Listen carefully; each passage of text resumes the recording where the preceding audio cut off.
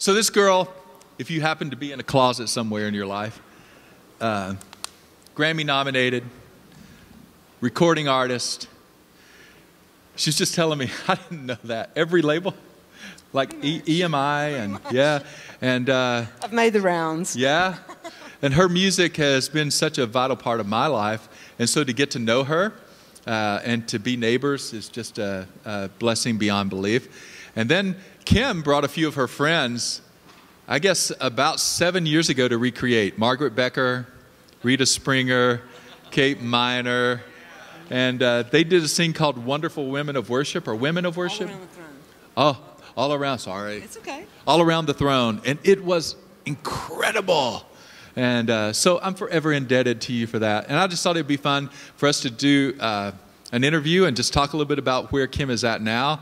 And it's a pleasure to have you, Kim. Thank you. Yep. Thank you so much. So you want to tell them about the CD? Well, I was just going to tell y'all the reason I was able to give them to you is we had a little manufacturing mistake, and and they don't play in a car, but they play in a computer or in a CD player, but they just don't play in a car. So I was able to give them to you because they gave them to me since they messed up. So, and I was telling Randy, it's a very thrown together little project. That I was thrilled that he liked so much because it was done on a little shoestring budget and very thrown together. But I appreciate that you like it. I like thrown together if it's like this. So let's start with, and all our interviews are kind of, they don't really know a lot about what's coming. Kim and I talked a little bit, and she was telling me about this GMA story.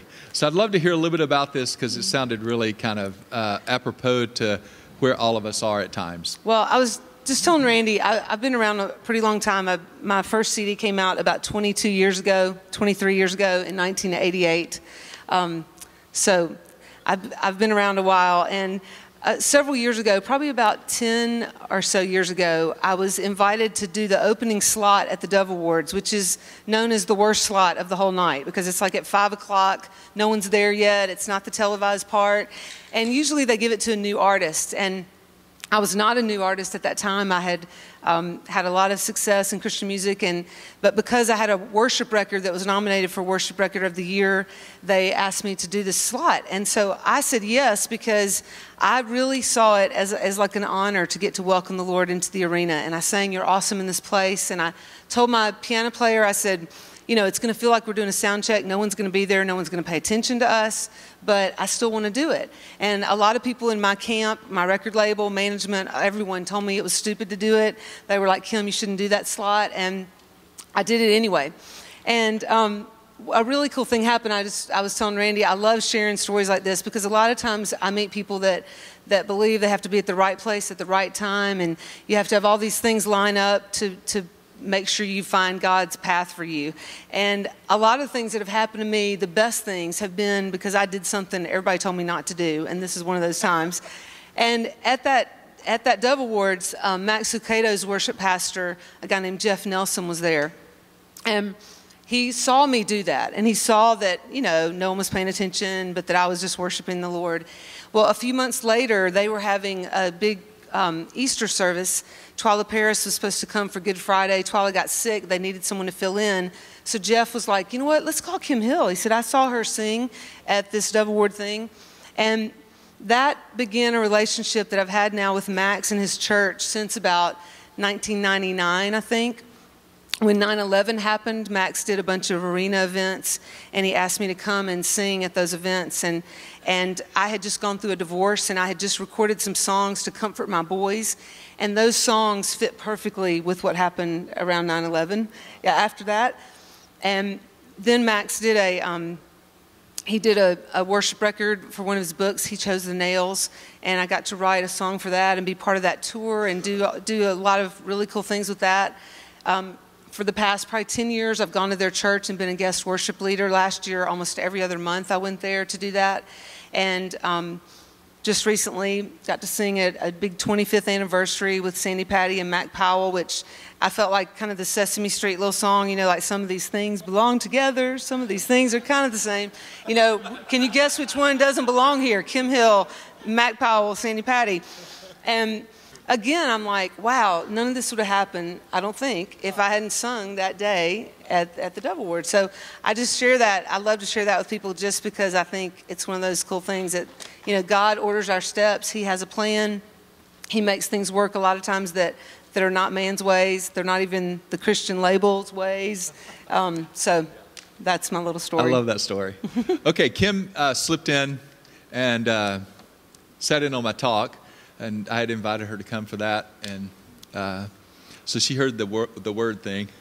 So let's talk a little bit about, and we talked about not shying away from this, that you're an artist whether you have a recording deal or not. And the last 6 years, you've been an independent artist. And I was telling Kim that the world has changed so much, right? We love independent artists now, and a lot of us celebrate that. And we love what's happened in Seattle and Austin in the independent music scene, and it's really influenced a lot of how we do music. And so I'd love for you to speak a little bit about the last 6 years and how you see that and how it's all panned out. Well, several years ago, I was with a really big label that just said, Kim, if you can't get on a tour bus and go out like your peers are going all the time, then we can't afford to have you anymore as an artist. And I just said, I really can't. I said, I'm in a difficult marriage. I have 2 children. I can't do that. And I really feel called to lead worship at women's events. And really going more than once or twice a month is all my family can take. I just said, I can't do it. And so I was released from my record deal, and I began to do records independently, and have had a few different things where I've had distribution and not had distribution and all that kind of stuff. I had a fiasco a few years ago with Tower Records because I was going to be a Christian artist on Tower, and I paid $60,000 to make a record with an amazing rock producer who was going to get me back on the charts of Christian music, and Tower was going to put all this marketing money in, and literally the week my record was supposed to be released, they went bankrupt. And so my record never came out.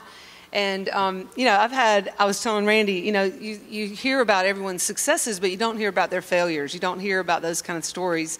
But those kind of things are definitely been part of my journey and part of what has made me kind of really it's tested my faith, what I really believe about the Lord. Do I really believe that as a kid, I thought if you were a good Christian girl, I just thought life worked well for you. I thought everything would go well.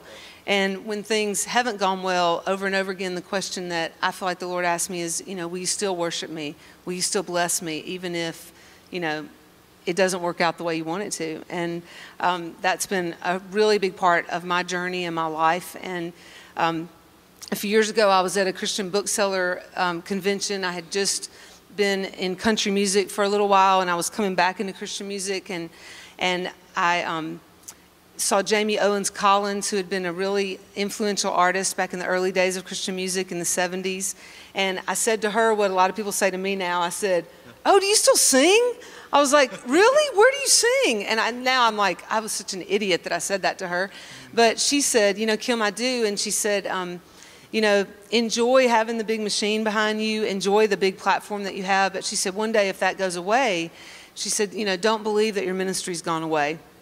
And I didn't realize how prophetic kind of those words would be from me. But I was telling Randy, in the past probably 13 years, as I've been mostly in women's ministry and leading worship at churches, some really big, really cool ones, and some really tiny ones that have, a terrible worship band and terrible sound system.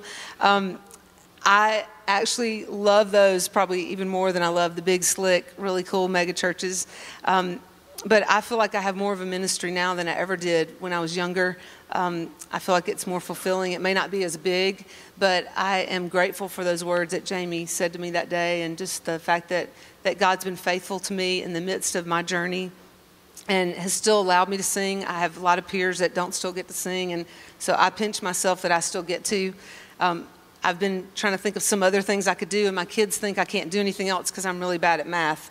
So I was actually meeting with Randy so I could pick his brain a little bit about maybe what else I could do. Because I'm not so sure I want to be 50 jumping on a plane to fly across the country and all that. But Kim was so sweet. She read my blog after she had asked to pick my brain. And she said, "Oh, no, I don't want to be that kind of person." I said, "Kim, you brought all your friends to sing at Recreate. I'm thinking, yeah, that'll pay for lunch with me." Right there. And so she was so precious about that, to think about that. But let me tell you, when you put this in your computer, don't put it in your car. When you put it in your computer and upload it to your Apple iTunes, she still sings. She still sings. You're going to see. And it's beautiful. Oh, thank you. And I tell you, thank you. No wonder record labels are just kind of shaking in their boots when you can just do this and do this kind of thing without that 60 grand. It's a cool thing. So how much time do we have, Carrie? 5 minutes. Okay. I'd love to do some Q&A. Are you game? Sure. Oh, yeah. I do it with women at conferences, so I'm. Oh, well, this is piece of cake. This will be easier. Okay. Go, guys. You want to ask him anything? How much does your former reputation make way for you still, or are you finding it's actually a new inertia that you're having to create with looking at that sort of thing? Well, actually, I think because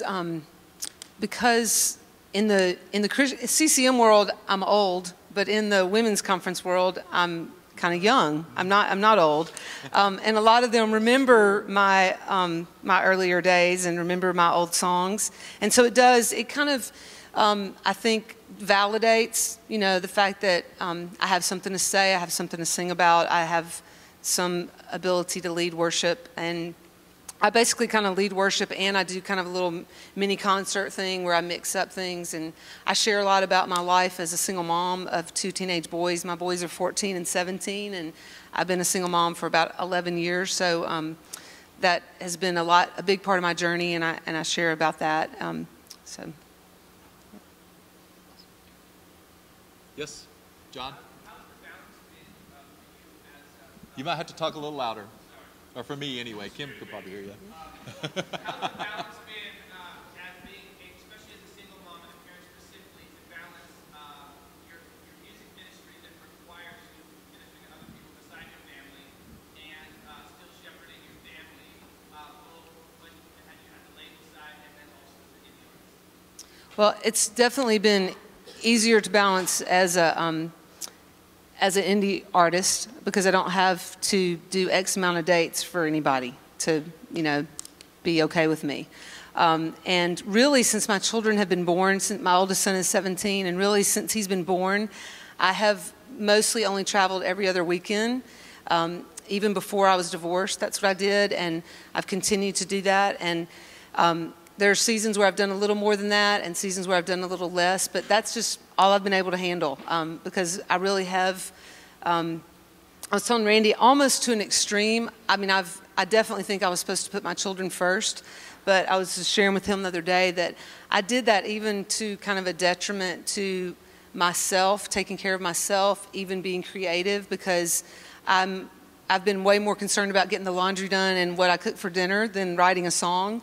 And I'm now at a stage where I'm trying to go, okay, it'd be okay if I, you know, go out on a weeknight. My children are 17 and 14 because I have not done that for a million years. And so in some ways I'm kind of rediscovering some of my youth because I didn't ever get to do some of those things, and trying to rediscover kind of the creator in me and writing songs not just under the gun for a record, which is the way I've done my whole career, and just trying to be able to kind of do some things that I haven't been able to do because I've been a mom. That's been my primary thing.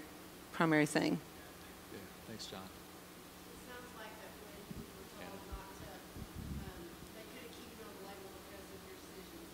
It sounds like kind of that was what you needed to do. You don't care about it. How did you handle that? Did it affect your self-esteem or? Actually, I really wanted to, I wanted out of my record deal, and because at the time I was leading worship at these really big events for Focus on the Family in arenas with like 20,000 women at a time, and it was amazing. It was one of my favorite things I've ever been able to do in my life. And my record label actually told me that I needed to quit being a worship leader and that I needed to show people I could still be rock and roll and put on a good show. And I was like, wow, if that's what y'all think, I really don't need to be here. And so I wanted out. And so it actually was, I called them when they released me, and I just said, you know, thank you. And the guy told me, he goes, you're the only artist who's ever called me and thanked me for releasing them from their record deal. But I didn't want to be there. I mean, I was like, you know what, this is the most fulfilling thing I've ever done in my life. And if you don't think I should do this, you think I should go get on a bus with 4 bands and go prove to people that I can rock, you know, sorry. Yes.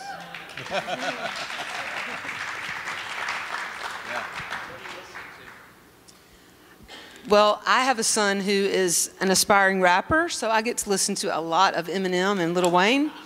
Yeah.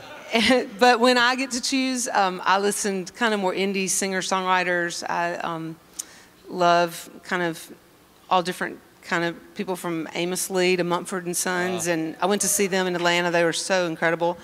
If y'all haven't seen them live, go see them. They are unbelievable. And I listen to, you know, just lots of different people. One of my friends has a new CD that's amazing. I'll give her a quick plug. Her name's Molly Williams. She's John Mark McMillan's sister-in-law, and she used to travel with Winona. She's traveled with me for the past couple years, and she has a new CD. It was #1 at iTunes with no label, nothing, like a month or so ago. But it's incredible. It's called Take Me Down to the River, Molly Williams. Check it out. It's at iTunes, so nice. I'll plug her. Nice. And I love Amos Lee. Oh, he's so good. Yeah. I saw him with Bonnie Raitt, and it's so incredible. So good. I'm jealous. Okay, Kim. Thank you. Thanks for honoring us with your presence. Thank you. This is a treat. Thank you so much. May you just be blessed immensely like you've blessed us with this gift. Wow. So thank you very much. Thank you. Thank y'all. Yeah, so thank you.